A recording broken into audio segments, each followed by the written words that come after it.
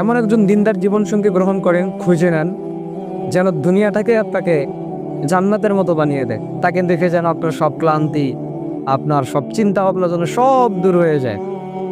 ফাতেমা রাদিয়াল্লাহু তাআলা আনহার ইন্তেকালের পর আলী রাদিয়াল্লাহু তাআলা আনহু বলতেছেন যে আমি কিভাবে তাকে মাটি দিব, যে চেহারাটার দিকে তাকালে আমার ক্লান্তি দূর হয়ে যেত, যে চেহারার দিকে তাকালে আমার চিন্তা ভাবনা সব দূর হয়ে যেত, আমার ক্লান্তি দূর হতো। এই চেহারাটাকে কিভাবে আমি আজকে মাটির নিচে রেখে আসবো।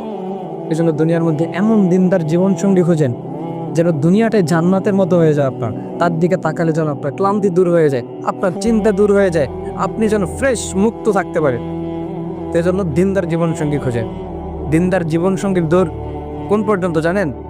জান্নাত পর্যন্ত। আপনাকে জান্নাতে নিয়ে যাবে, টেনে নিয়ে যাবে জান্নাতে। আর দুনিয়ার মধ্যে যদি আপনি জীবনসঙ্গী খোঁজেন, এই জীবনসঙ্গীর দৌড় কি পর্যন্ত? মৃত্যু পর্যন্ত, দুনিয়া পর্যন্তই শেষ। এজন্য দিনদার জীবনসঙ্গী খোঁজেন যেন আপনাকে টেনে জান্নাত পর্যন্ত